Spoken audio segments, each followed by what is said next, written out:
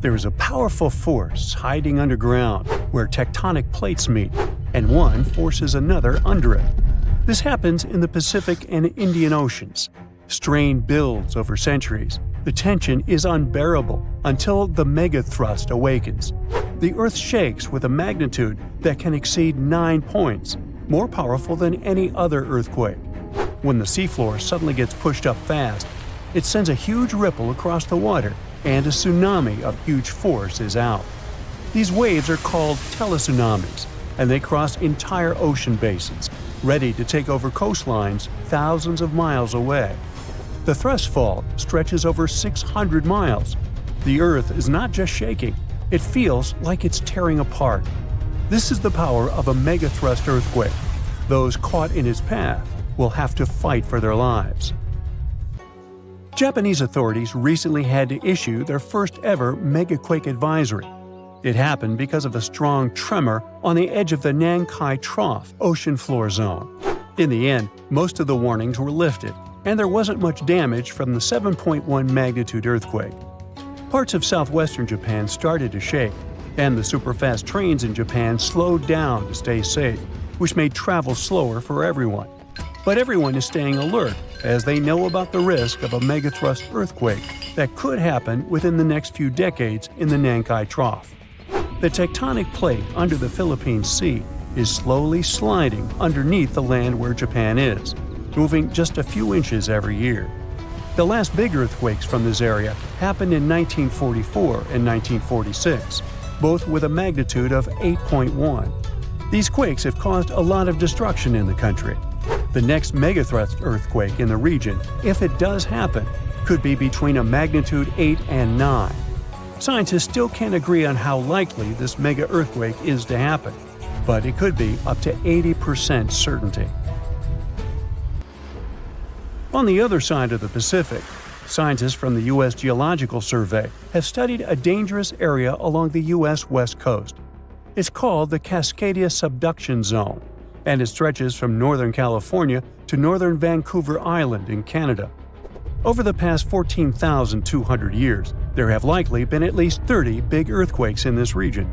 One major quake happens every 500 years on average.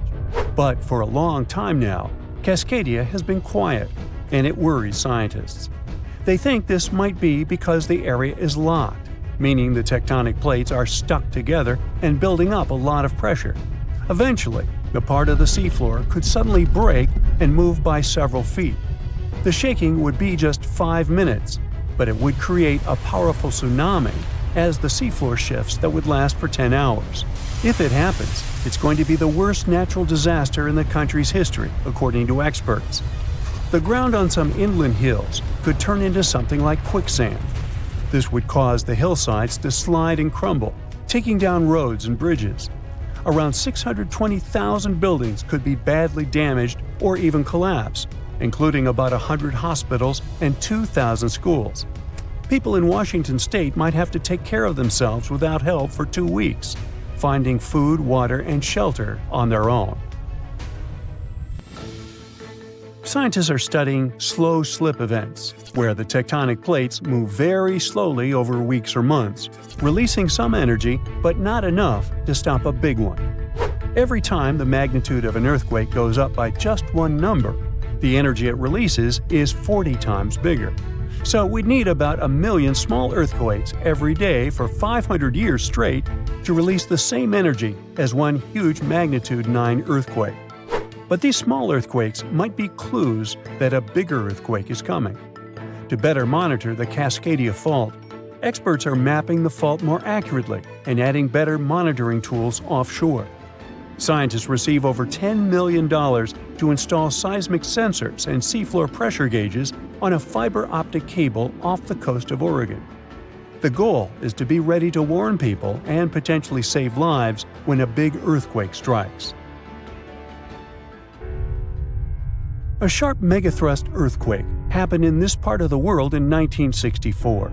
It went down in history as the Great Alaska Earthquake and had a magnitude of 9.2. It lasted for more than 4 minutes, making it the most powerful earthquake in the history of the U.S. and North America. The ground shook so hard that it caused huge cracks and landslides. In Anchorage, many houses, buildings, and roads were destroyed because they weren't built to handle such a big earthquake. In some places, the land was permanently changed. For example, the coastline near Kodiak and Hinchinbrook Island was lifted by 30 feet. In other areas, like Gurwood and Portage, the ground sank by 8 feet. They had to rebuild roads higher so they wouldn't be flooded by the tide.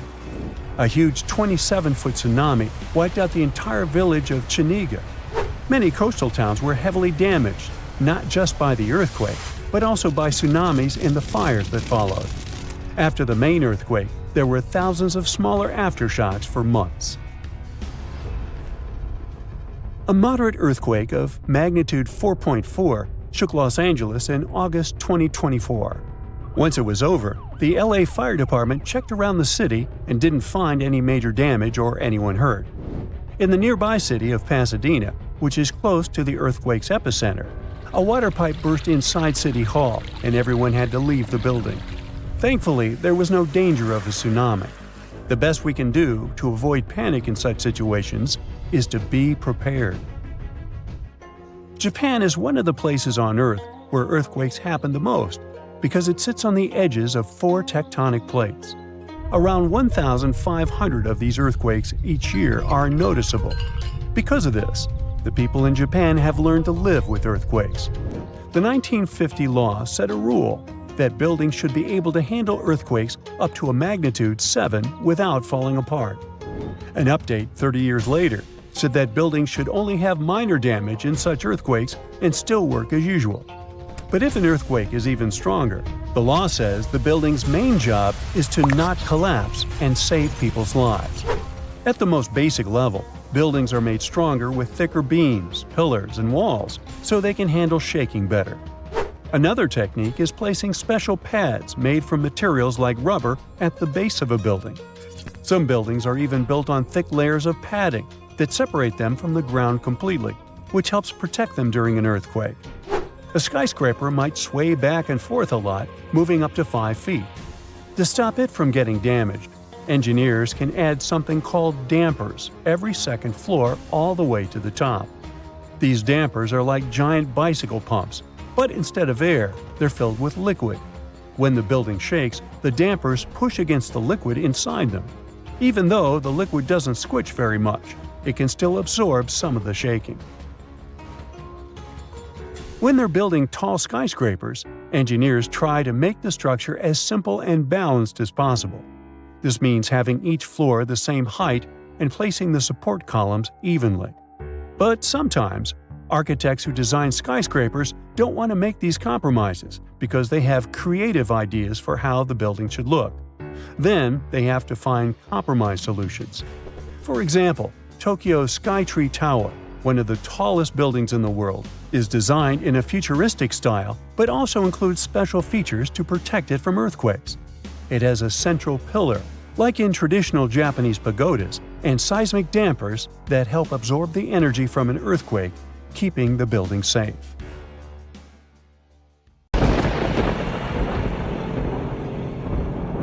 For hundreds of years, people in the US have reported hearing strange, loud booms. These mysterious sounds are called skyquakes. And yep, it's a real thing. If you've ever heard a loud, distant booming noise that definitely wasn't a thunderstorm or a car engine backfire, congrats, it looks like you've experienced a skyquake yourself. People report them all around the globe, from the US to India and Japan. They go under different names, and we still don't know why exactly they happen.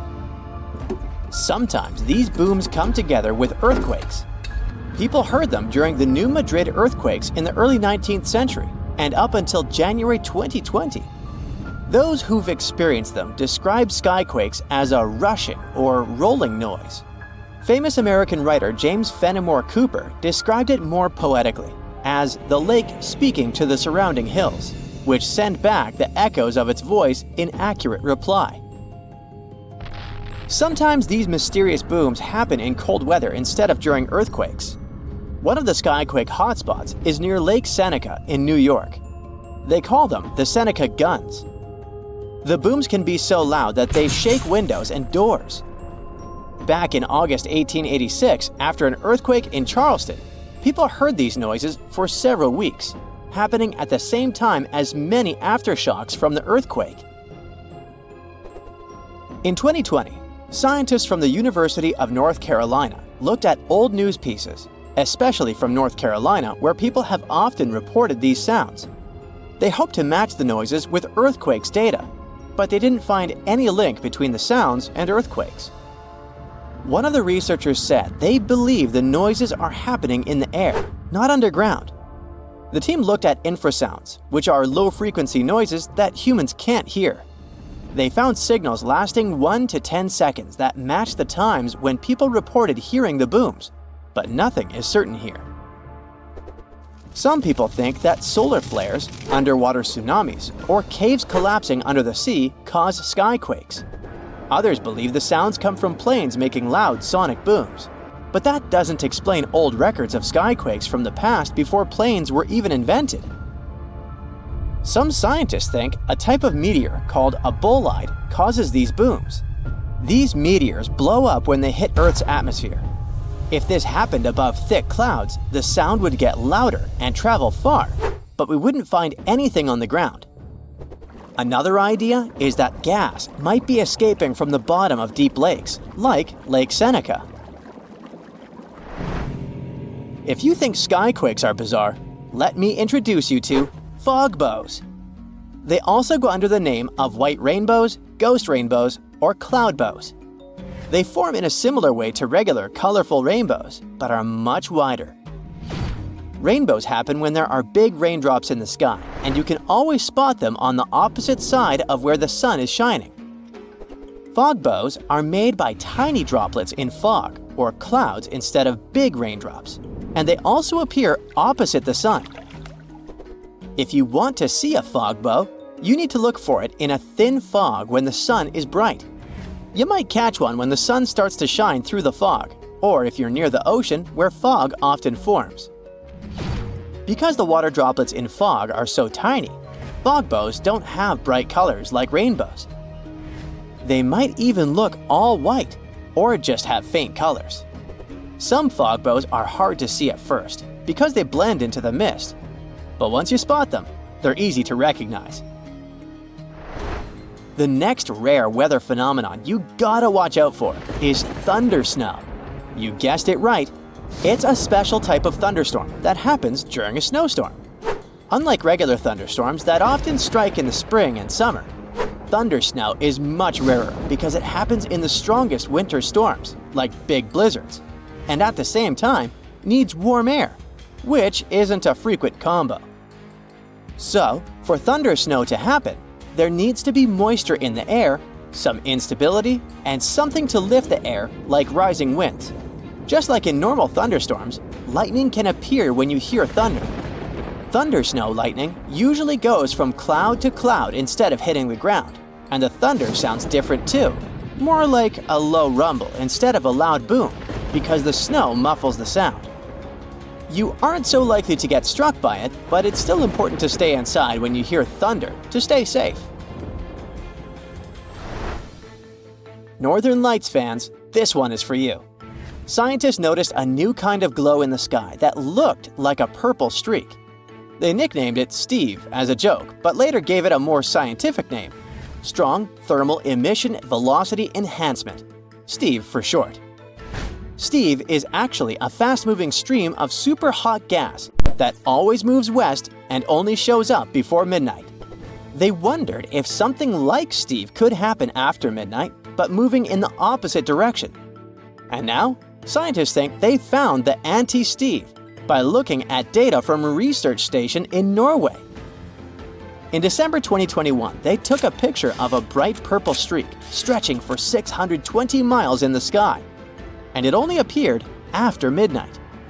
Satellites from the European Space Agency also measured the conditions in this part of the sky and found that the ions were moving eastward. Steve's late-night twin hasn't been officially named yet, but it would be cool if it was called SAM, which is short for Steve After Midnight. If you've ever seen snow on a sunny day when falling from the sky without a single cloud, it must have been diamond dust. It's a special kind of weather with millions of tiny ice crystals forming close to the ground. These ice crystals float slowly in the air, kind of like how dust floats in your house. When sunlight hits these crystals, they sparkle like diamonds. Unlike regular snow, diamond dust can fall from a cloudless sky, which is why they sometimes call it clear sky precipitation. It happens because of temperature inversion. Normally, it gets colder as you go higher up from the ground. But in a temperature inversion, the cold air stays near the ground, and warmer air sits above it. The warm air has more water vapor, and when it mixes with cold air near the ground, it turns directly into ice crystals, and diamond dust is born. For this to happen, the air near the ground has to be really, really cold, way below freezing temperature. Diamond dust can fall for days, but it's so light that it usually doesn't pile up on the ground like regular snow. A Fallstreak hole, also known as a hole punch cloud, is next on our list. This big circular or oval-shaped gap sometimes appears in certain clouds. These types of clouds float high up in the sky and are often made of tiny water droplets that are colder than freezing, but they haven't frozen yet. These special water droplets are called supercooled, and they need a reason to freeze. Ice crystals give them that reason. When a plane flies through the cloud, it can bring those ice crystals into the cloud. Once the ice crystals are there, the supercooled water droplets freeze quickly, get bigger, and start to fall from the ground. This creates a hole in the cloud, and as more nearby droplets freeze, the hole gets bigger and spreads outward. Any tornado is scary, but a fire tornado takes the horror to a new level. These bad boys are spinning towers of flame and ash that form when there's extreme heat, strong winds, and uneven ground. The intense heat from the fire causes hot air to rise quickly. Cooler air from the sides rushes in to replace it and creates strong winds. When winds from different directions meet, it makes the fire spin like a tornado. It gets stronger and can even create its own weather. It pulls in flames, ash, dirt, and anything in its path. The winds can reach speeds of over 140 miles per hour, and these fire tornadoes can last for more than 20 minutes. The strongest earthquake ever to strike east of the Mississippi River that happened over 200 years ago was never over, according to some scientists. Most earthquakes last seconds to minutes, and the official record breaker so far is a silent one in Sumatra that was going on for 32 years. This slow slip event triggered a massive quake and a tsunami. So if it's true that the new Madrid earthquake is still sending aftershocks, we'll have a new top name for this sad list. The earthquake started in December of 1811 with a powerful quake in a sparsely populated part of northeast Arkansas. They felt the shaking almost 1,000 miles away in the White House, and the tower bells were ringing in Boston, even further away. It even made the mighty Mississippi flow backward for a few minutes over new waterfalls formed by shifted ground. The town of New Madrid, Missouri, completely disappeared in the disaster. The Earth wouldn't stay still until the end of January the following year, when things got serious again. A massive quake hit, this time near the junction of the Ohio and Mississippi rivers, right in the Missouri boot heel. Geologists believe it was a rupture on the New Madrid Fault, putting even more strain on the nearby Reelfoot Fault.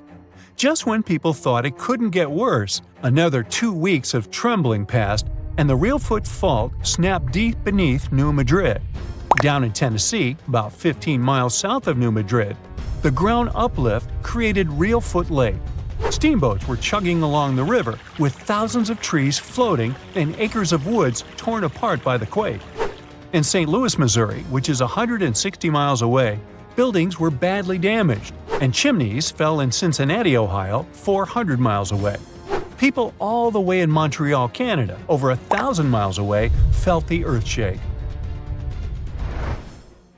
Seismologists have registered about 200 small earthquakes in the New Madrid seismic zone every year since 1974. Some researchers believe that up to 30% of those were aftershocks from those big quakes back in 1811 and 1812. In parts of the US where there's not much tectonic action going on, these aftershocks could keep rumbling for years, maybe even centuries, after the big ones hit. Aftershocks are the Earth's way of releasing all that built-up stress from the main quake. When the ground shakes from the first earthquake, it puts a lot of pressure on the rocks nearby. And when those rocks can't take it anymore, they crack, causing even more shaking. That's the aftershock. And they can be pretty intense, especially right after the main quake, but weaken over time. Not all scientists agree that contemporary earthquakes have to do with those from 200 years ago. We mostly associate faults with those lines where Earth's plates meet. But there's a whole network of those right under the center of the North American plate. They're like relics from 750 million years ago, when North America was part of a supercontinent called Rodinia. When Rodinia started to break up, it left behind these rifts, weak spots in the Earth's crust that run deep beneath the modern Midwest. It could explain the earthquake action. An international team of geologists decided to take a fresh look at 3 major earthquakes that shook North America and end the debate. They used a new math method called the nearest neighbor. It says that if earthquakes are too close in space, time, and magnitude to be independent background events, then one is assumed to have triggered the other. Depending on how you look at the numbers, somewhere between 10 to 65% of the recent quakes in the region could be aftershocks of those historic earthquakes. And a huge quake that hit Charleston, South Carolina at the end of the 19th century might explain up to 72% of the earthquakes in the area since then. But not all places are the same, so the scientific debate continues. In 1774, British explorer James Cook noticed a glow in the distance. It was the volcano of Mount Yasur in Vanuatu. This bad boy had been spewing lava and ash ever since, and it's quite likely that it's been doing that for way longer. The volcano has been sitting at alert level since October 2016, which means things are really unsettled around there. They've even marked off a 2,000-foot radius around the crater to keep people safe. There have been low to moderate outbursts, shooting out ash, gas, and steam, and some bigger blasts throwing stuff outside the crater. Satellite images have picked up on some hotspots of sulfur dioxide plumes, showing that Yasur is still cooking up a big storm down there.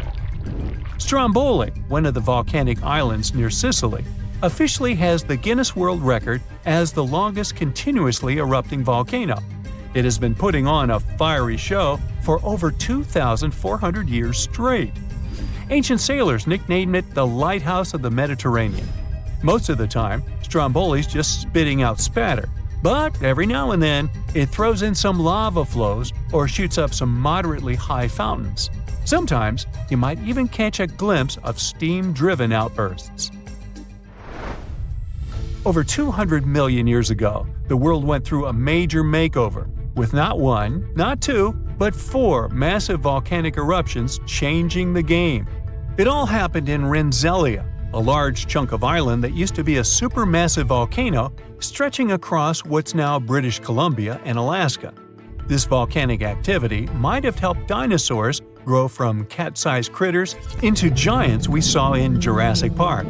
It kicked off a 2-million-year rainy season. It made the whole world hot and humid, and the dinos just loved it. Researchers dug deep into sediment layers beneath an ancient lake in China to uncover these secrets. They found traces of volcanic ash and mercury, clear signs of those epic eruptions. There were carbon signatures showing huge spikes in carbon dioxide levels, making the atmosphere toasty and the rain pouring down. It all happened in 4 separate pulses, each triggered by those monstrous volcanic blasts. There's a spot in a national park not too far away from Sydney, Australia, where a fire has been raging deep underground for at least 6,000 years. They call it Burning Mountain, and it's a coal seam fire, burning its way through a layer of coal beneath the Earth's surface. Once these underground fires start, they're pretty much impossible to put out.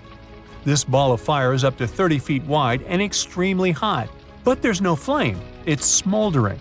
The fire has been creeping along at a pace of about 3 feet per year. A local farmer first spotted it in the 19th century and thought it was a volcano.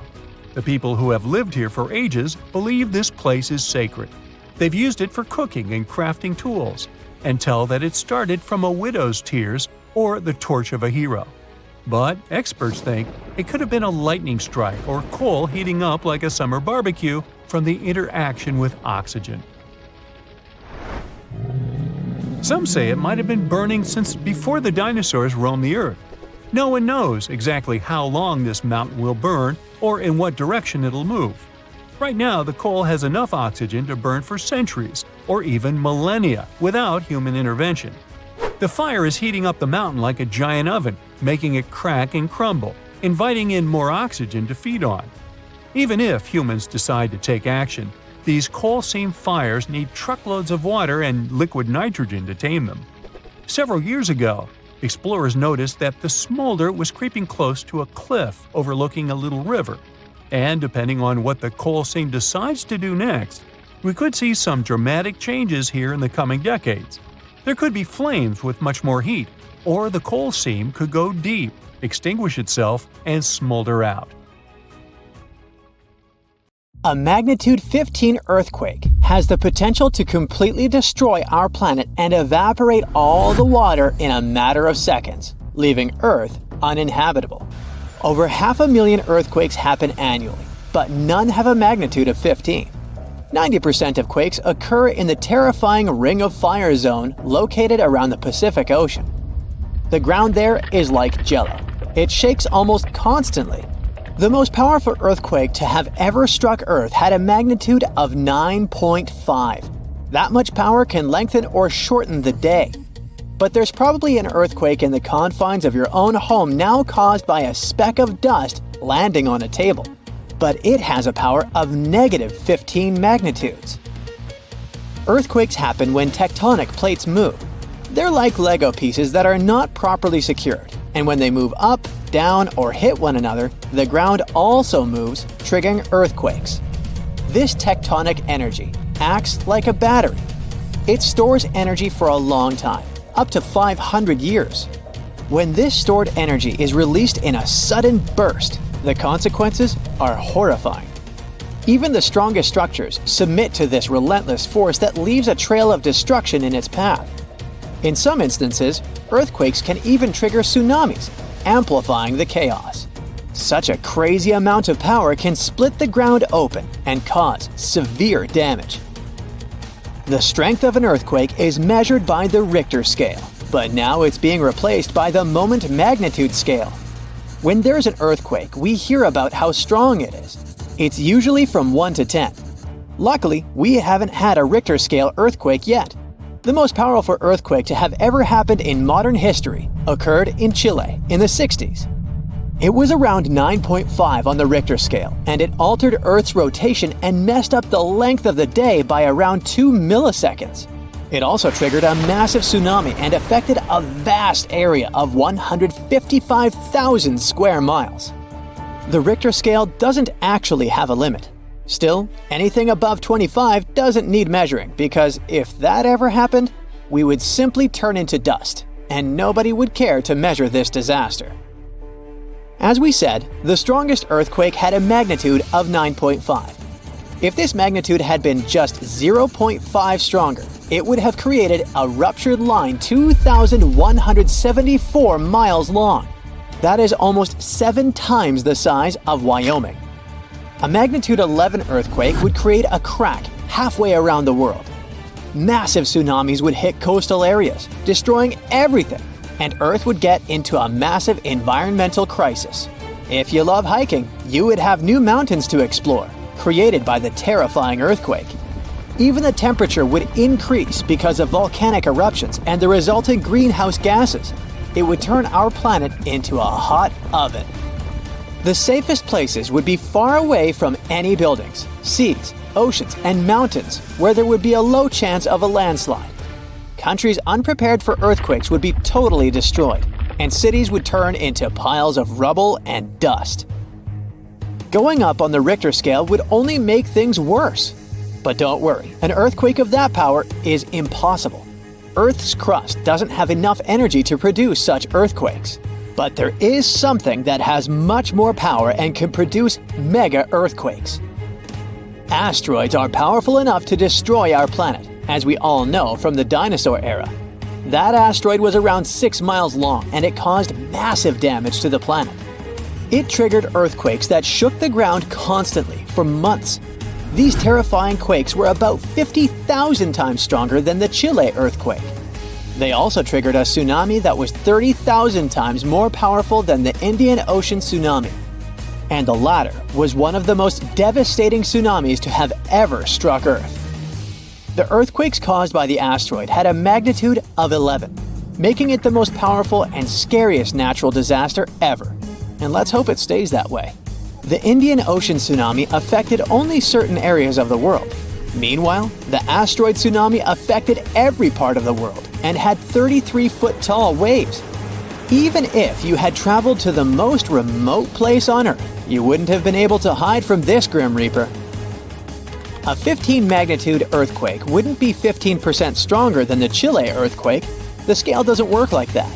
It would be around 100 million times more powerful than a 9.5 magnitude quake. It could make all the water on Earth evaporate, leaving us devastated and without any H2O to survive.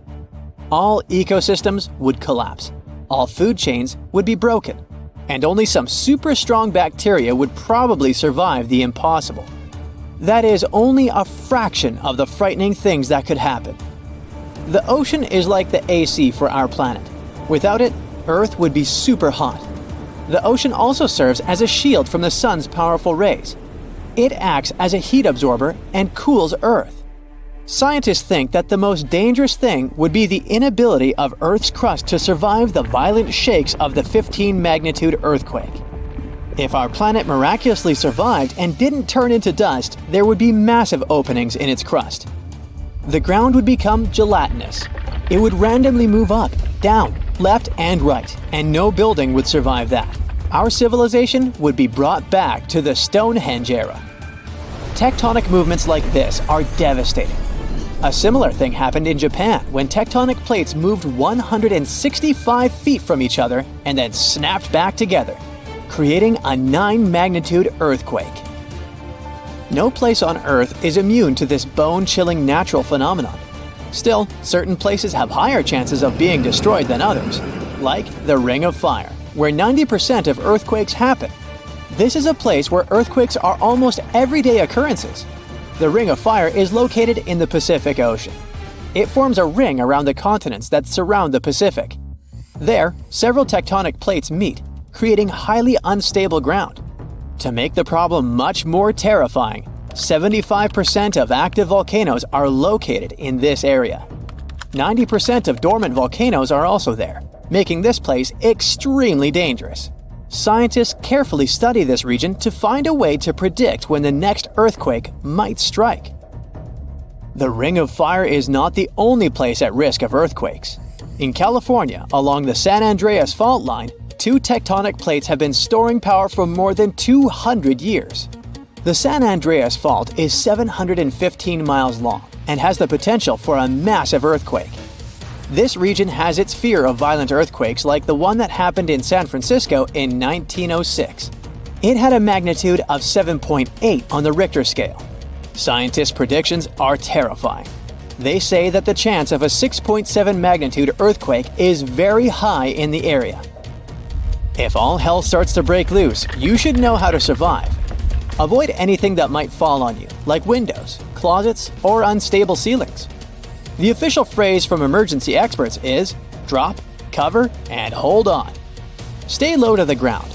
Hide under something stable like a table, and remain there until the shaking stops. Make sure to stay in your shelter for another minute or two, just in case there are aftershocks or loose debris. Use your nose and smell for gas. If you do smell it, don't turn the lights on or do anything that might ignite it. Stay strong and be safe. An earthquake in Indonesia began in 1829 and lasted a mighty 32 years. It reached its climax in 1861 and hit a magnitude of around 8.5. It was caused by the tectonic plates below the island slowly clashing against each other. Researchers discovered that the quake had been building for some time after analyzing the coral in the area. They found it was being periodically exposed to the open air. That was caused by the gradual earthquake moving the land up and down. Scientists call these decades-long silent earthquakes slow slip events. A single lightning bolt can warm the air to around 54,000 degrees Fahrenheit. The heat makes the air expand quickly, creating a shock wave or boom, which we know to be thunder. There are close to 3 trillion trees on Earth. That translates to roughly around 422 trees for every person. Before humans, the number was nearer to 6 trillion. Almost 70% of the Earth's surface is covered by water, which on average is around 2.5 miles deep. 97% of Earth's volcanoes lie underwater, as well as the mid-ocean ridge, a massive mountain range that is over 40,000 miles long. Humans have mined around 190,000 tons of gold from the planet. Experts predict there is around 20% still left to be mined, but this figure is constantly changing. The world's largest active volcano is in Hawaii. Called Mauna Loa, it's over 2.5 miles above sea level. Given that most of it is underwater, the volcano's summit is a staggering 11 miles from its base. That's the same length as over 160 football fields. The highest ever recorded temperature on Earth was a sweltering 136 degrees Fahrenheit. It was recorded in El Azizia, or modern-day Libya, on September 13th, 1922. The lowest temperature was a chilling minus 129 degrees Fahrenheit, recorded at Russia's Vostok station in 1983. Earth is the 5th largest planet in the solar system, behind Jupiter, Saturn, Uranus, and Neptune. It has a circumference of roughly 25,000 miles, and it would take the average person around 8,300 hours to walk around the face of the Earth. The separation between Earth's land masses would make such a trek almost impossible, though. It takes 365.25 days for the Earth to orbit the Sun. Because our calendar years only have 365 days, we add an extra leap day every 4 years to make up for the difference. Russia is the largest country on the planet, with a total area of about 6.5 million square miles. It encompasses more than 1/8 of the Earth's inhabited land area, but still has a relatively small population given its size. Earth is the only planet with one moon. Mercury and Venus have no moons, while every other planet has 2 or more. Earth is over 4 billion years old. Scientists calculate this by looking at the planet's oldest rocks, as well as meteorites that have crash-landed. They used meteorites as they were formed at the same time as Earth, when the solar system was forming. The ground we walk on is basically recycled. The planet's rock cycle turns igneous rocks to sedimentary ones, then transforms those into metamorphic rocks, and back again. Like Earth, our moon also experiences earthquakes. They're less common and intense than the ones we have, and are caused by tidal stresses. A tidal stress is basically the relationship between the gravitational pull of the moon on the Earth and that of the Earth on the moon. Despite being the 5th largest continent, Antarctica holds 70% of the planet's fresh water and about 90% of its ice. Bangkok is the most visited city in the world, boasting 23 million visitors in 2019 alone. Paris, London, Dubai, and Singapore make up the other cities in the top 5. The lowest layer of Earth's atmosphere is called the troposphere and is the reason we have weather. Sunlight heats the planet's surface, which causes warm air to rise up to the troposphere. This air then expands and cools as the air pressure decreases and sinks down, where it is then warmed by the Earth again. Coral reefs are the largest living structures on the planet, with some even being visible from space. Coral reefs hold the most species per area of any of Earth's ecosystems, even more than rainforests. Earth got its name around 1,000 years ago, and it comes from the German word meaning the ground. but there's no evidence to show who actually named it. Of all the planets, Earth is also the only one which is not named after a Greek or Roman deity. The deepest point of the ocean is the Mariana Trench. It's a whopping 7 miles below sea level. Coastlines cover about 20% of U.S. land, but are home to more than 50% of the U.S. population. The Earth isn't actually a sphere. It's more like a squished ball that bulges at the equator. The bulge is caused by the force of the Earth spinning, which makes the north and south poles slightly flat. The Earth spins on its axis, which is basically an imaginary straight line. Earth has seasons because the axis is tilted, causing the sun's rays to hit different parts of the planet more directly, depending on the time of year. If the sun was as tall as a standard door, the Earth would be around the size of a nickel. The Earth's rate of rotation is gradually decreasing. It's happening so slowly that it would take as much as 140 million years for the length of a day to increase to 25 hours. Get equipped for any season with brand new BrightSide merch. Click the link and grab your print. The biggest animal on Earth is the Antarctic blue whale. It can reach lengths of 100 feet and weigh up to 400,000 pounds, which is around the same as 33 elephants. The temperature at the center of the Earth is around the same as the surface of the Sun, at almost 10,000 degrees Fahrenheit. Earth is around 10,000 times older than humans. Earth is around 4.5 billion years old, whereas humans have been around for, at most, 450,000 years. There are around 34,000 known species of fish. The actual number is way higher though, as a whopping 95% of our oceans still haven't been explored. America's Route 66 is longer than the journey to the Earth's core. The distance to the core is roughly 2,000 miles. Route 66 is almost 2,500 miles. The Earth is made up of 3 main components: the crust, the mantle, and the core, which is divided into the outer core and the inner core.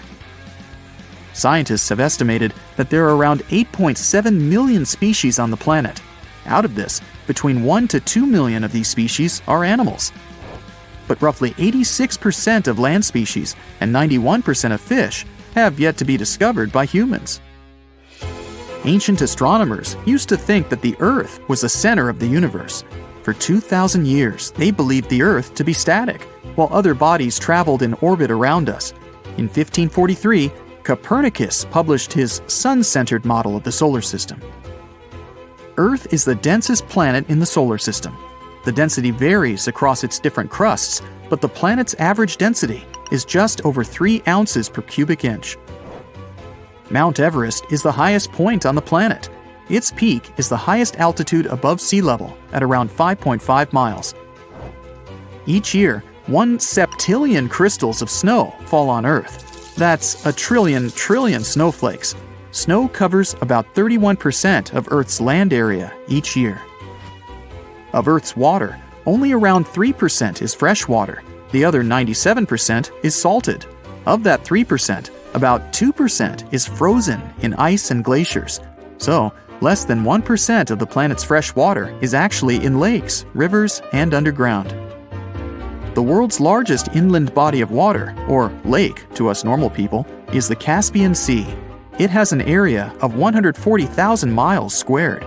The world's deepest lake is Lake Baikal in Russia and is 5,300 feet deep. Earth's atmosphere is roughly 78% nitrogen and 21% oxygen, with small amounts of water vapor, carbon dioxide, and other gases. No other planet is believed to have this much oxygen, which explains why Earth is the only planet where life has been discovered so far. Apart from the Moon, there are 2 asteroids in co-orbital orbits with Earth, sometimes called Earth's second moon. 3753 Cruithne is an asteroid that looks like it's following the Earth in orbit, but it's actually following its own path around the Sun. 2002 AA29 is another asteroid which makes a horseshoe orbit around the Earth that draws it close to the planet every 95 years. It happened in Iceland on Friday, March 19, 2021 at 8:45 p.m., about 20 miles southwest of the capital. Molten rock suddenly burst through the surface from below. Bright lava fountains then lit up the night sky. A volcano in this valley finally woke up after almost 800 years of sleeping soundly. We divide volcanoes into three categories: active, dormant, or extinct. Around 1,900 of them around the globe are considered active. That means they've erupted in the recent past and will likely do it again in the possible near future. Dormant volcanoes haven't popped off for a long time, but they still may in the future. You could say they're sort of sleeping. As for extinct ones, those guys haven't done anything in more than 1,000,000 years. The eruption in Iceland wasn't super explosive, and this all happened 6 miles from the nearest town, so everyone was perfectly safe. Many even came to see it up close, while other brave visitors tried to fry eggs and bacon on the lava. Just be careful not to burn your breakfast black. Lava can be over 2,000 degrees Fahrenheit. It burns everything in its path. Yet it also produces some of the most fertile land for agriculture. This eruption gave a relatively small amount of lava at first, but it's been spreading across the valley in different directions, forming a sort of shield that's constantly growing. You can never really predict how fast a lava flow will be until you see it. It all depends on how thick it is and how steep the mountain slope. Lava can ooze slowly at about 20 feet a minute, a fraction of the average person's walking speed. Or it can flow as fast as 30 miles per hour, which even the fastest person on Earth can't outrun. But the lava isn't even the most dangerous thing about volcanoes. That would be the toxic gases spewing from the eruption. And those spread faster and further than the lava flow. Luckily, in Iceland's case, the wind has been blowing these gases away from residential areas. Scientists weren't surprised this volcano erupted. They knew it was coming. Increasingly stronger earthquakes had been shaking this area for the past 15 months. There were 50,000 earthquakes within just the 3 weeks leading up to the eruption. That's 100 per hour. The volcano has been active since March, and geologists say this could last for weeks, months, years, or even decades of constant eruptions in the area. Mount Shasta is in the top 5 most dangerous volcanoes in the U.S., so geologists are keeping a close eye on it. The last eruption was in 1250. I wasn't around then, but this volcano erupts every 600 to 800 years. Which means, tick-tock, we're due any day now. About an hour from Portland, Oregon, there's an active volcano that last erupted in the 19th century. Next time it goes off, scientists think it'll produce larger amounts of ash and dust. This could cause an electrical blackout and make water unsafe to drink in the area. But the experts pay close attention to Mount Hood. They'll be able to give plenty of warning so people can react in time. Kilauea is one of the most active volcanoes in the world. It's been erupting almost constantly since 1983, making it also one of the longest eruptions known on Earth. It's the youngest land volcano in Hawaii. Volcanoes can take thousands of years to form, but others can pop up practically overnight. A volcano in Mexico just erupted in an open field in 1943. It started growing from there. Within a year, it was almost 1,500 feet tall. When the eruptions finally stopped 9 years later, the mount had reached a height of over 9,200 feet. Mount Fuji is an iconic symbol of Japan. The last time it erupted was in 1707, and it sent a shower of burning rocks as far as 60 miles away. If a similar eruption happened today, Tokyo would be within that vicinity. Mount Fuji is right on the Ring of Fire, that horseshoe-shaped region in the Pacific Ocean full of active volcanoes and earthquakes. From one end to the other, it's almost 25,000 miles long. It could wrap all the way around the Earth's equator. In January 2020, Taal volcano in the Philippines started spewing lava, sending huge plumes of ash half a mile up into the sky.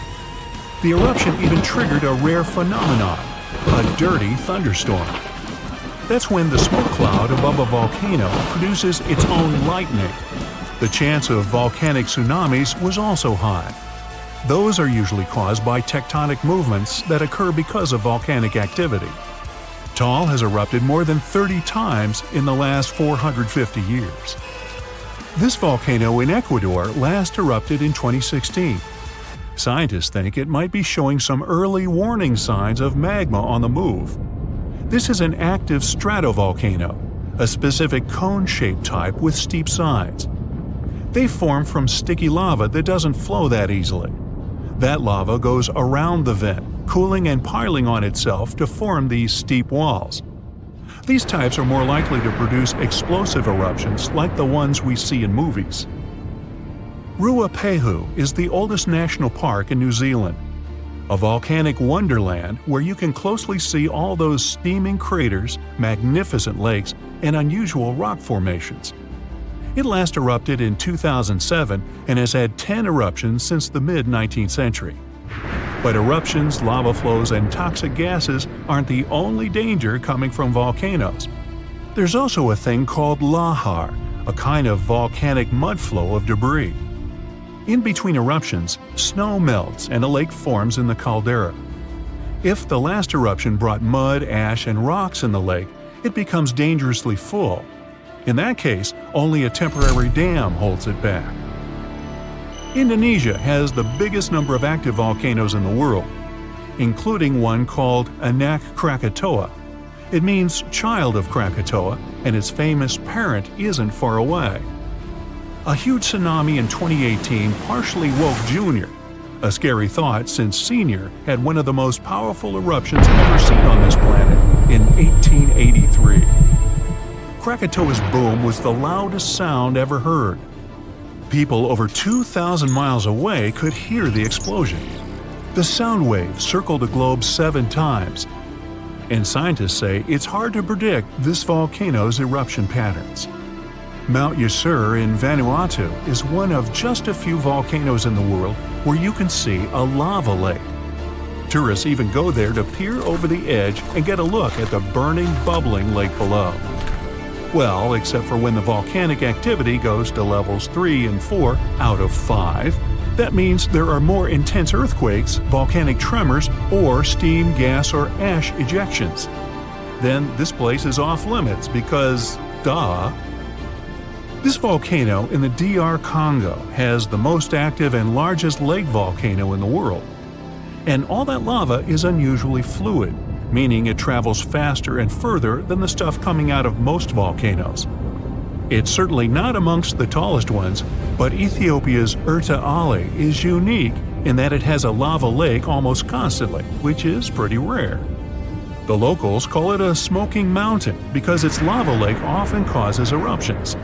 This volcano is near the Danakil Depression, one of the hottest places on our planet. Merupi has been erupting on a regular basis since the mid-16th century. This volcano helps scientists do crucial research on how eruptions work and how they can warn people in time. After it was dormant for a while, this volcano in central Mexico sprang back to life in 1994. Ever since then, it's been producing huge mud flows and strong explosions in unpredictable intervals. In the past, enormous eruptions coming from this giant buried entire cities in pyramids. Imagine staying in a hotel and waking up to the magnificent view of a massive volcano covered in glowing rivers of lava and clouds of ash. When it lets off heat, visitors to this area in Guatemala take a chance to roast some marshmallows there. One of the most active volcanoes on Earth is on a small island north of Sicily. Stromboli has regular explosions, together with glowing lava coming from vents inside the crater. Not too far away is Etna, Europe's most active volcano and one of the biggest continental ones in the world. By the way, Earth definitely isn't the only planet with volcanoes. The largest one in our solar system is on Mars. It would cover the entire state of Arizona, and it rises nearly 3 times higher than Mount Everest. Ooh, don't look down. You have friends over for dinner. You set your drink on the counter and go help your friend set out some desserts. When you get back, You notice the liquid in your cup. It's sloshing around and the ice cubes look like ships on a rough sea. Now you feel it too. On the ceiling, the chandelier is swinging like mad. Then you hear someone scream, "Earthquake!" The house and everything in it is rocking back and forth. You try to run for cover, but the shaking keeps you stuck in place, fighting to keep your balance. The cabinets look possessed, and glasses and dishes fly out and smash on the floor. The bookshelves topple over, and everything hanging on the walls sways and falls off. You duck under the dining room table, trying not to get hurt on all those broken dishes. Yeah, you've been through earthquakes before, but none like this. Checking your phone? Typical, no signal. You can't believe what's about to happen. The screams get louder, and suddenly, the whole house collapses. The biggest earthquake ever recorded happened in Chile in 1960.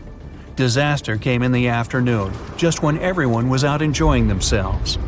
To cause serious, life-changing damage, you need to have a magnitude of around 7 or so on the Richter scale. This one was 9.5.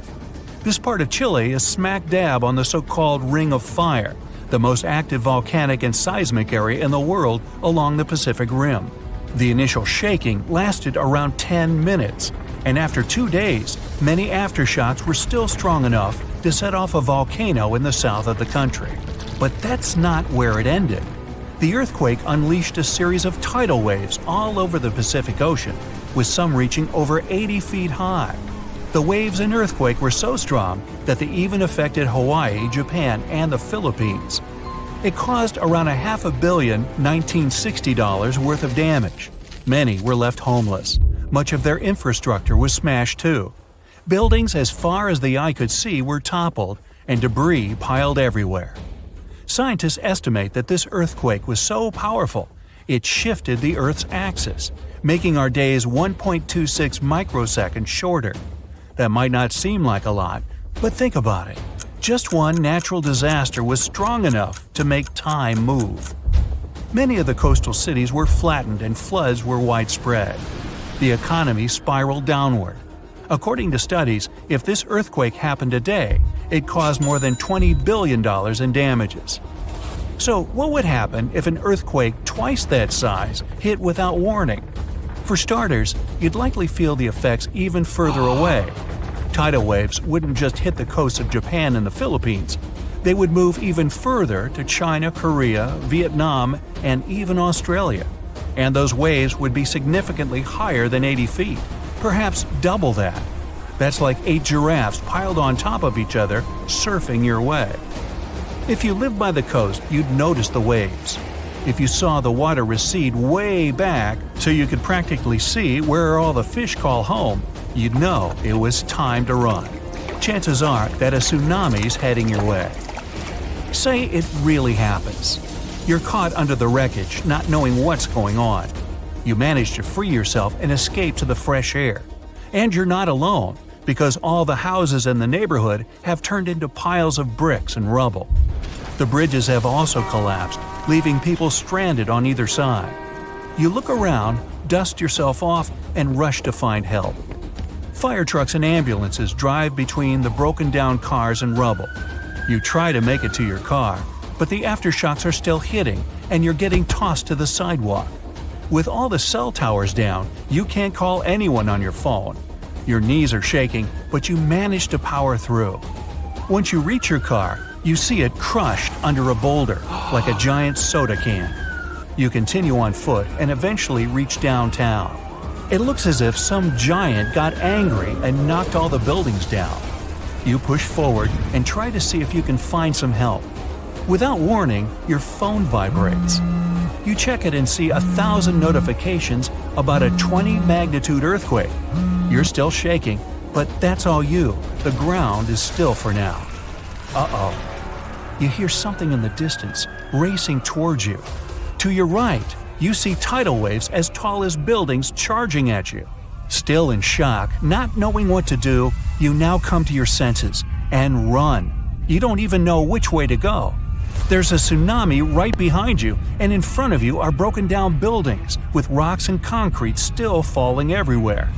Wait, there's a building that's somehow still standing, You need to get on top of that thing. You reach the elevator, but it's jammed. Not surprising. You bolt up the stairs as fast as you can, tripping on broken glass and plaster, but always managing to get back up. You look out a window and see the water. It's so close. You're nearly at the top. A few more flights and… whoosh. The water forces its way into the building and drags you down at least 2 floors.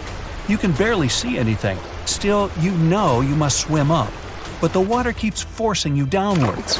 After about 30 seconds, you manage to swim your way out and continue climbing to the top. You scramble to the top floor and collapse on the roof. You're safe for now. The tidal wave is still going strong, plowing its way through the ravaged city center. Your phone is now waterlogged and useless. You have a perfect 360-degree view of your town covered in water and debris. The ground starts to shake again. Maybe you'll just sit around until this is all over, waiting for the rescue helicopter. But then, a loud explosion that almost breaks your eardrums shakes the ground even more. Off in the distance, smoke is rising, and soon it covers the entire sky. Darkness hides the morning sun. That's when you can see lava shooting up into the air and landing nearby. The lava forms into a river, flowing its way into town block by block. With this much seismic movement and the high intensity of the earthquake, the world's tectonic plates have shifted so that magma is pushing its way to the surface. From the earth, steam begins to vent. Then the heat hits you. You see the magma cover the ground like a blanket, eating up every car in its way. What's worse is that the magma is melting the foundations of the buildings that managed to withstand the earthquake and the tsunami. The buildings in the distance are now sinking and collapsing into the raging lava pool that's replaced your town. One by one, every building descends. That means, the building where you're standing is also swaying. It's about to fail. That's when you see the light. You look up and see a helicopter above in the distance. You wave your arms, run around, jump, anything to get noticed. And it works. The chopper makes a few circles and finally drops you a rope ladder. As you're lifted in the chopper, you take a good look at the world below you as it wriggles around like noodles in a strainer. You land a few miles out and are immediately treated by a doctor in an emergency triage center. You were one of the lucky ones. A year later, the tsunami water has receded. The lava that flowed inland has cooled, but all that magma permanently changed the ground below it, and the whole town is gone. The disaster has thrown the entire country into a financial nightmare that'll last decades. It takes months to survey the town, making sure there's no dangerous electrical wires or busted gas pipes anywhere. They're rebuilding your town farther inland from where the old one was. In other towns, they rebuild directly over the ruins. In others, they just decide to move everyone to a nearby city. The floor starts quaking like it's alive. Books, mugs, and lamps leap off shelves. Your feet slide, your body sways, and you can barely stay upright. It stops for a second, but then it shakes again and again. More than 1,000 times just in one day. This is not how you imagined your trip to Santorini, but it's the new reality. The Santorini seismic swarm started in January 2025. In less than 1 month, there were, get ready for it, more than 20,000 reported earthquakes. For comparison, most cities on Earth go through one small, barely noticeable quake in a year. It all started with small jolts that residents could feel, but tourists might have mistaken for large trucks driving nearby. But by February, things got serious. A magnitude 5.3 quake struck. It's a moderate-strength earthquake, but it was strong enough to rattle homes, break windows and dishes, and terrify the island's population. The Greek authorities declared a state of emergency for Santorini and Amorgos. Thousands of people had to leave their homes. Schools closed, and hotels temporarily evacuated their guests. Santorini is famous for its volcano, the one that blew up in a massive eruption around 1600 BCE and inspired the legend of Atlantis. It's still considered to be active, although there have been no significant eruptions since the 1950s. So it would be logical to blame this monster for all the drama. But nope, these tremors weren't volcanic. Experts said what was happening near Santorini looked like a seismic swarm. It's a series of smaller quakes all happening in the same area. They are happening along faults, which are cracks in the Earth's crust that can suddenly shift when the tension gets too high. Think of the ground like a giant, stressed-out Rubik's Cube.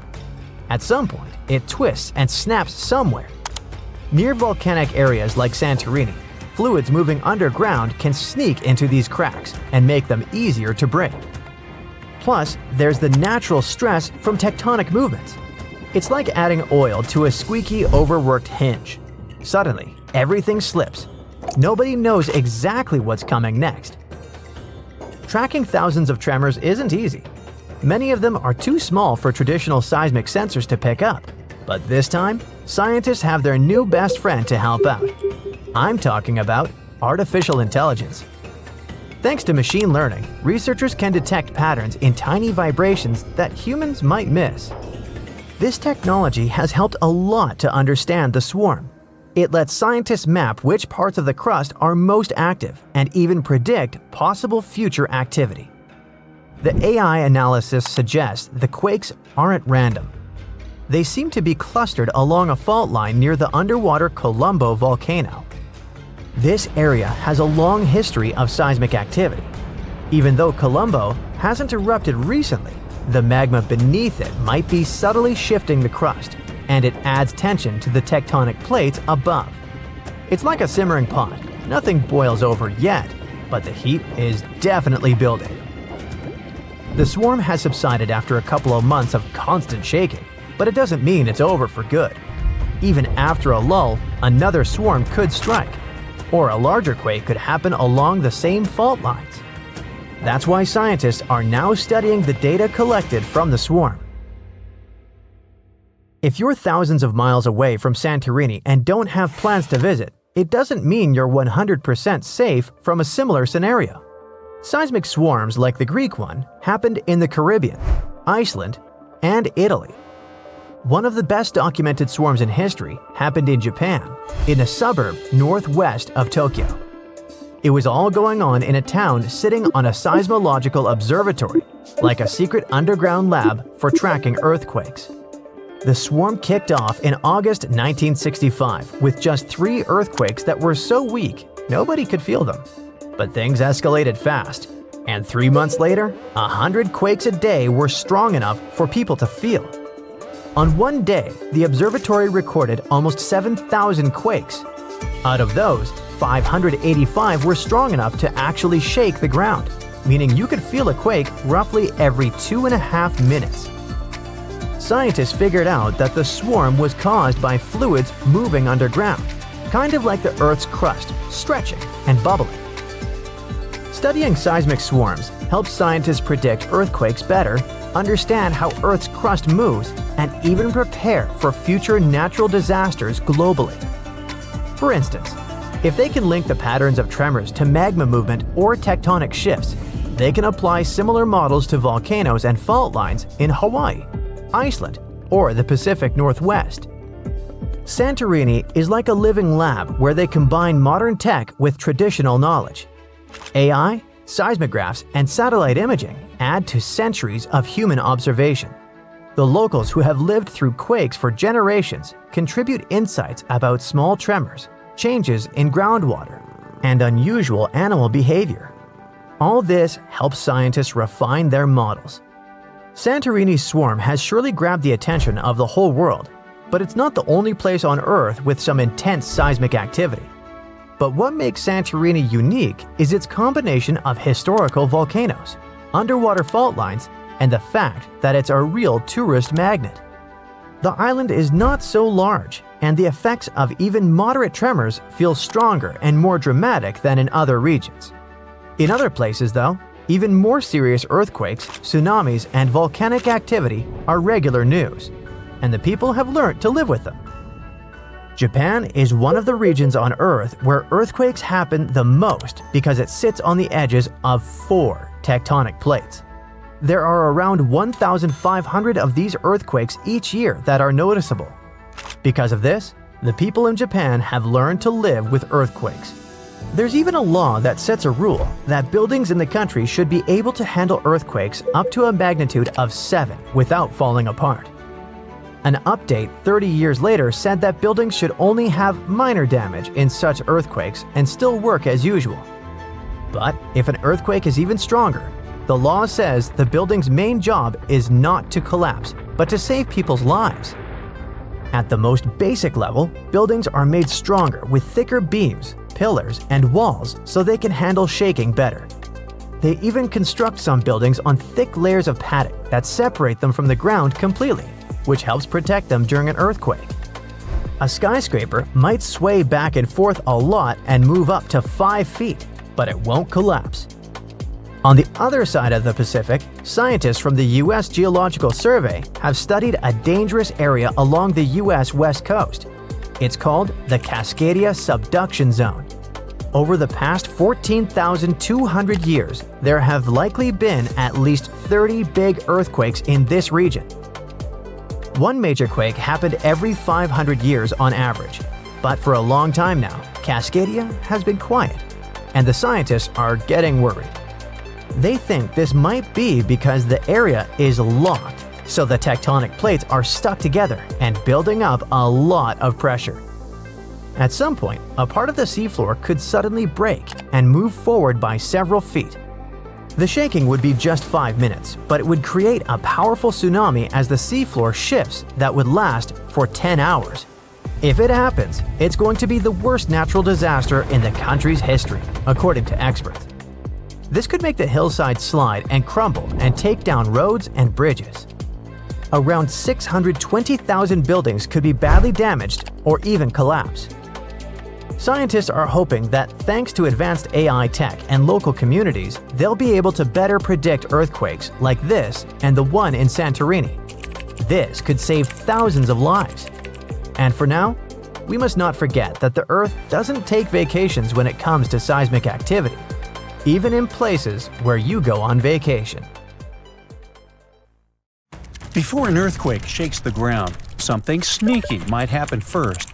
A slow, quiet movement with no shaking at all. No one is aware that right under their feet, the land is preparing to tremble violently, wreaking havoc, bringing destruction and devastation. A new study shows that such a slow creep might be how earthquakes begin. To figure this out, scientists didn't start with giant pieces of the Earth. Instead, they went into a lab and used clear plastic sheets called plexiglass. They pushed 2 sheets of plexiglass sideways against each other, just like how tectonic plates, huge chunks of Earth's crust, push against each other underground. As they pushed, the plastic cracked, kind of like what the Earth does during an earthquake.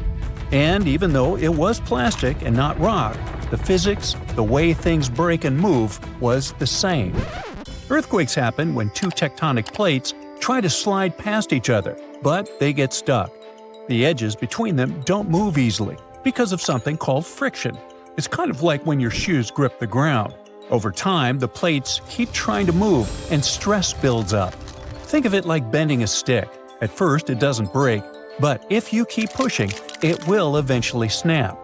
The spot where the plates are stuck is called a fault, and there's a thin, brittle part in that fault.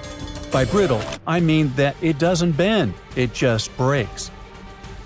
Here's how it happens. First, a tiny crack forms. It's small and moves slowly. There's no shaking yet, but something is already happening under the surface. The crack spreads, building up more energy. When it finally reaches the edge of the brittle zone, boom, it speeds up, suddenly racing forward really fast, almost as fast as sound. And that's when the Earth starts to shake. So scientists decided to find out how that very first crack starts. They conducted their experiment, whose setup was similar to a type of fault in the real world called a strike-slip fault, like the San Andreas Fault in California.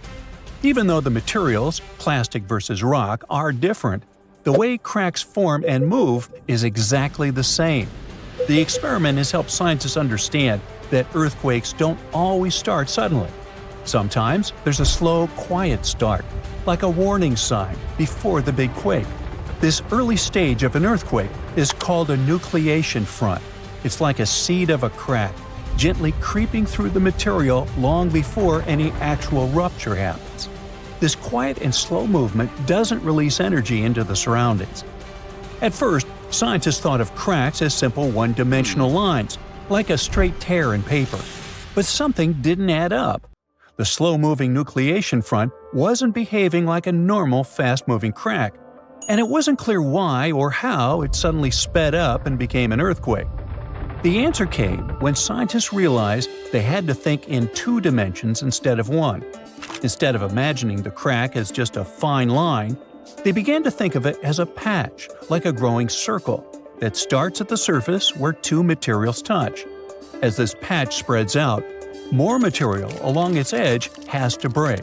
The important thing here is that the energy needed to break the material is related to how long the patch's edge or perimeter becomes. The bigger the perimeter, the more energy it takes to keep breaking. That's why this patch moves slowly at first. It doesn't yet cause the violent shaking we associate with an earthquake. Because it moves without sending shaking waves, this stage is called aseismic. Eventually, the growing crack patch spreads beyond the special brittle zone, where the materials are stuck. Outside this zone, the energy needed to keep breaking the material doesn't increase anymore. Instead, there's now extra energy building up, more than what's needed to keep the crack growing slowly. This extra energy doesn't stay quiet. It suddenly powers the crack to move much faster, turning it into a full-speed rupture. That's the moment when the earthquake begins and the ground starts to shake. These findings help explain how earthquakes might start off slow and silent before quickly turning dangerous. They show that small, slow cracks can suddenly transform into powerful, fast-moving ruptures if the conditions are right. Scientists believe that they can learn to detect the aseismic stage before a crack speeds up. It might one day be possible to predict earthquakes, or at least understand the warning signs better. Now, even though earthquakes are only the 3rd most common type of natural disaster, they cause the highest number of fatalities. NASA plays an important role in studying earthquakes by using satellites that orbit the Earth. These satellites collect data and images that show how the ground changes after an earthquake. For example, they can detect when the land shifts, rises, sinks, or cracks. These surface changes help scientists learn more about the strength and impact of earthquakes. NASA's satellites can also track changes in nighttime lights. If a city goes dark after a quake, that's a clear sign that the area may have lost power and could need help. Now, how about we talk about the most common earthquake myths, like the one about megaquakes? Some people really worry about super huge earthquakes, but there's a limit to how big they can get. The size of an earthquake depends on the size of the fault where it happens. A longer and deeper fault can cause a bigger earthquake. For example, the San Andreas Fault in California is long, about 800 miles, but not very deep, around 10 to 12 miles. This makes earthquakes bigger than magnitude 8.3 on that fault very unlikely. The biggest earthquake ever recorded happened in Chile in 1960. It had a magnitude of 9.5 and occurred on a huge fault that was almost 1,000 miles long and 150 miles wide. Technically, there's no set limit on the magnitude scale, but an earthquake bigger than magnitude 12 would need a fault larger than Earth, which just isn't possible. Now, earthquakes can happen near the surface or deep underground. Most occur in Earth's crust or upper mantle, down to about 500 miles deep. But the deepest ones happen only at subduction zones, places where one part of Earth's crust slides under another. In California, almost all earthquakes happen in the top 15 miles of the crust. One exception is the Cascadia subduction zone in Northern California, which continues up through Oregon, Washington, and Canada. Another misconception is that the ground can open during an earthquake, but usually that only happens in movies. A giant crack opening and swallowing things up during an earthquake is just fiction. In real life, the ground on either side of a fault slides past each other. It doesn't pull apart or open wide. Small cracks or holes can happen during landslides or ground failures, but not along the actual fault line itself. Faults don't open up because if they did, there'd be no friction, and without friction, there wouldn't be an earthquake at all. Now, some people think California could break off and sink into the ocean during an earthquake, but that's not how it happens. The ocean floor is just lower land with water above it. California can't fall in. What's really happening is that southwestern California is slowly sliding north toward Alaska along the San Andreas Fault. The Pacific Plate, which California sits on, is moving about 2 inches per year, about as fast as your fingernails grow. So, in about 15 million years, Los Angeles and San Francisco could be neighbors. And in 70 million years, Los Angeles might be sitting near Alaska. I can't wait. People often wonder whether an aftershock can be bigger than the earthquake itself. Aftershocks are smaller earthquakes that happen in the same area after a larger one. They're like our planet's way of settling down after the main shock.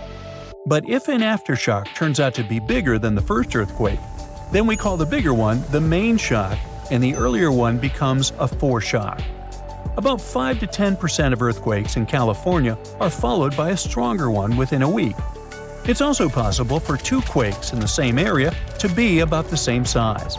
However, very large earthquakes are rare, so it's even rarer to see 2 huge ones happen close together. Not an earthquake, but a mega-earthquake could happen in Japan. It's scarier, bigger, and more destructive than ordinary tremors. However, the problem is that it will occur underwater, which means it will trigger a giant tsunami 100 feet high. A column of water nearly as high as a 10-story building will collapse on coastal cities, wiping out hundreds of houses. The water flow can destroy everything in its path like a bowling ball that knocks down pins. And then another wave may come, and another one. Anyone who is at risk should be on their guard. How to survive? You'll find out later in this video. But first, let's find out what a mega-earthquake is. This is an earthquake with a magnitude 9 or more. This is a very rare phenomenon, and it depends not on the power of the shock, but on the length of the fault where it occurs. The longer the fault, the stronger the earthquake. But what are these faults? These are cracks in the rocks of the Earth's crust that move relative to each other. Imagine a large puzzle where every detail is a giant tectonic plate. When one part of the puzzle moves away from another or when they collide, that's when earthquakes begin. If the fault between the parts is long, then the magnitude of the earthquake is great. The largest mega-earthquake ever recorded occurred on May 22, 1960, in Chile. The fault was almost 1,000 miles long. It's almost half the way between Chicago and Los Angeles. And now, a similar mega-earthquake can happen underwater. That's how it all started. Last year, on August 8th, at 4:42 p.m., an earthquake with a magnitude of 7.1 occurred in southern Japan. The tremors appeared off the coast of the mainland island of Kyushu. Everyone was terrified as they expected a large tsunami to appear. But fortunately, they faced only a small wave. It collapsed on the shore, but didn't destroy buildings. About 15 people got hurt, which is sad, of course. But it could have been worse. It seemed that the disaster had passed. The residents breathed a sigh of relief. However, after that, the Japan Meteorological Agency sent a warning about a possible mega-earthquake that could be incredibly devastating. A previous earthquake of 7.1 magnitude could be a harbinger of an impending catastrophe, a disaster that could affect 250,000 people. As soon as people heard this, they ran to buy groceries. Increased demand and a slight panic led to shortages of rice and several other basic products. People were stocking up on food and preparing for the worst. But a week later, the Japan Meteorological Agency canceled the warning. It turned out that the small tsunami on Kyushu Island was not a harbinger. No one knows whether a mega-earthquake and tsunami will happen in this region, but the chances are very high. To understand the nature of this danger, we need to dive underwater in a place called the Nankai Trough. It is a 500-mile-long underwater fault that runs almost parallel to the Pacific coast of Japan. This is where the two giant sections of the Earth's crust meet. the Philippine Sea Plate, and the Eurasian Plate. And the Philippine Plate is subducting and slowly slipping under the Eurasian Plate, on which Japan is partly located. During this movement, the plates get stuck, accumulating energy. Afterward, when they move and align again, they release a powerful burst of energy. And this energy is capable of causing one of the most powerful earthquakes in the world. Experts report that the probability of a mega earthquake and a tsunami is about 80%. Over the past 1,400 years, mega earthquakes have occurred every 100 to 200 years in this region. The last time this happened in Japan was in 1946. The entire country felt a powerful tremor that destroyed 36,000 houses in the southern part of Honshu Island. Every year, the probability of a repeat of this disaster increases by 1%. And do you know how many years have passed? 79. According to experts, a mega earthquake with a magnitude of 8 to 9 can trigger a tsunami that will flood small islands off the coast of Japan. And areas with large populations on the islands of Honshu and Shikoku can be flooded in minutes. Hundreds of thousands of people are at risk. It can be billions and even trillions of dollars worth of damage. According to some reports, about 530,000 people may lose their homes. To save lives, the country needs to carry out a large-scale evacuation. But the problem is that no one knows the exact date. In general, no one in the world can predict in advance when the next big earthquake will occur. In the case of the Nankai Trough, it can happen in a few days, or a few years, or even centuries. So, what should people do? Prepare. Japan has been experiencing earthquakes for a long time, so the country has learned to survive a disaster with minimal losses. Almost every building in Japan is equipped with dampers, which are devices that suppress any vibrations and make houses more resistant to shaking.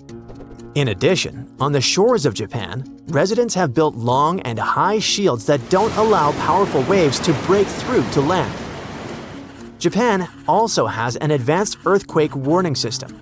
It's impossible to predict powerful seismic activity in a few days or weeks, but it's possible to detect small tremors that may portend an impending earthquake. Special devices monitor seismic signals and transmit the data to certain programs. Then, they evaluate the magnitude and intensity of the tremors and send warnings to people's phones. This can save seconds and even minutes for locals to reach the nearest shelter in time. These systems are also used to slow down the speed of trains, to stop work at factories, hospitals, and office buildings. It's much safer for a train driver to slow down during an earthquake than to rush forward at full speed. But what if you're on the street and you can't hear your phone messages?